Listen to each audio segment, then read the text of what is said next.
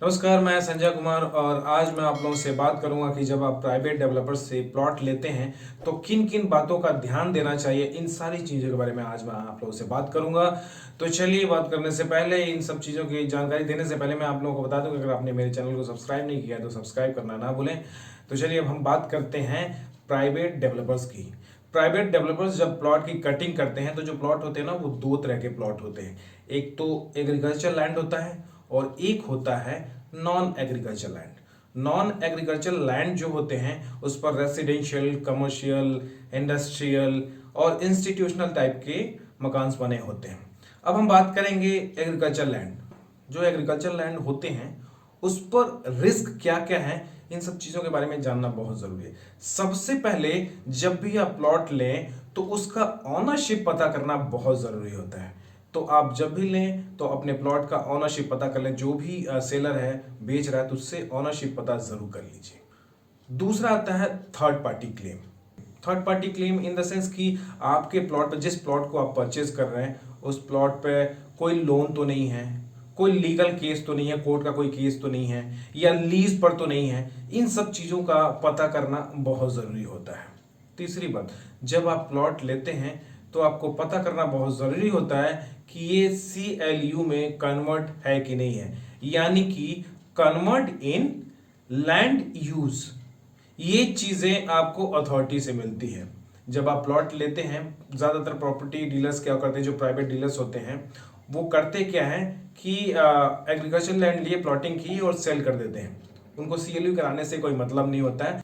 बहुत ऐसे डीलर्स होते हैं कि इसी तरीके से काम करते हैं और रातों रात पैसा कमाते हैं और लेके निकल लेते हैं।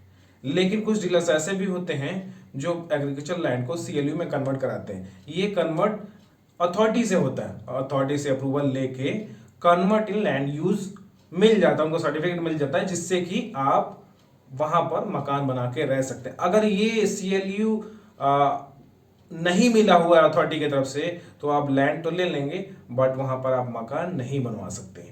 तो ये जानना बहुत ज़रूरी होता है कि जब भी आप लैंड लें तो आप ये पता कर लें डीलर से कि ये कन्वर्ट इन लैंड यूज में है कि नहीं है, अथॉरिटी से अप्रूवल मिला है कि नहीं है। अगर ये मिल गया है तो आप इजीली वहां पर मकान बना के रह सकते हैं।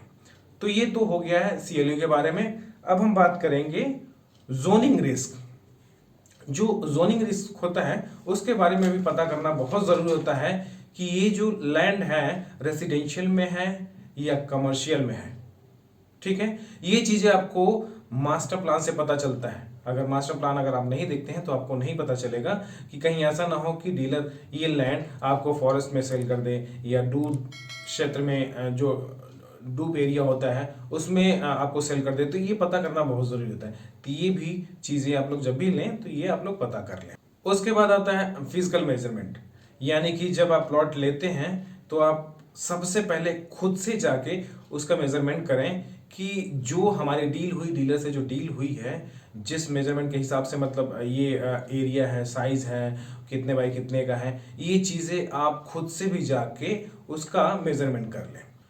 उसके बाद आता है कि जो भी आपने प्लॉट लिया है तो आपके अगल और बगल में, आगे पीछे जो भी प्लॉट का मालिक है उसका भी आप पता कर लें कि कहीं ऐसा तो नहीं उसका प्लॉट आपके अंदर आ रहा है या आपका प्लॉट उसके प्लॉट के अंदर जा रहा है।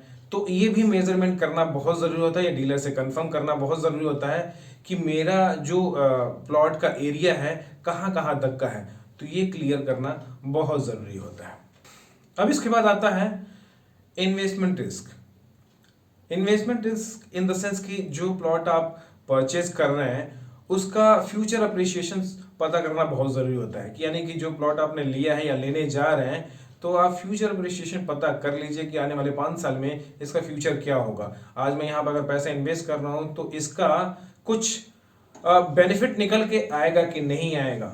तो ये भी पता करना बहुत जरूरी होता है। कहीं ऐसा ना हो कि ऐसे एरिया में आपने ले लिया और पता चले कि आपको उसका आने वाले 5 साल या 10 साल तक भी उसका कोई फ्यूचर अप्रिसिएशन नहीं मिलने वाला है। तो ये भी देखना बहुत जरूरी होता है, जब भी ले तो इन सब चीजों का ध्यान दें। उसके बाद आता है लिक्विडिटी रिस्क, यानी कि जो आपने प्लॉट अभी परचेज करने की बात कर रहे हैं या ले लेते हैं या लेने की बात कर रहे हैं, तो इस पे जो लिक्विडिटी रिस्क है, यानी कि आपने ऐसे प्लॉट को खरीदा है कि आने वाले 5 साल बाद या 10 साल बाद अगर इसको जब भी चाहें तो बेच सकें, ऐसा ऐसा है कि नहीं है। कैसे जगह पे आप ले रहे हैं ये बहुत मायने रखता है, यानी कि आप जहां पे परचेस कर रहे हैं उसका एरिया कैसा है, डेवलपमेंट कैसा है, मेट्रो है कि नहीं है, रोड वोड है कि नहीं है। अगर इस टाइप के अगर लोकेशंस होते हैं और डेवलपमेंट होता है, सब कुछ सीवर लाइन, बिजली, पानी, हर एक चीज़ की व्यवस्था अगर होती है तो लिक्विडिटी रिस्क बहुत कम होता है और आने वाले फ्यूचर में जब भी आप चाहें तो ईजिली बेच सकते हैं। लेकिन अगर ये सारी चीज़ें नहीं होती हैं तो फ्यूचर में लिक्विडिटी रिस्क बढ़ जाता है और आप अपने प्लॉट को सेल नहीं कर सकते। तो ये जो सारी चीज़ें हैं, इन सब चीज़ों को जानना बहुत ज़रूरी है। जब भी आप प्लॉट लें तो इन सब चीज़ों का आप ख्याल रखें और बखूबी जो भी प्राइवेट डीलर्स होते हैं उनसे इन सब चीज़ों के बारे में पूछें। जब तक आपको क्लियर ना हो जाए, इन सब चीज़ों के बारे में पता ना चल जाए, तब तक आप प्लॉट को परचेज ना करें।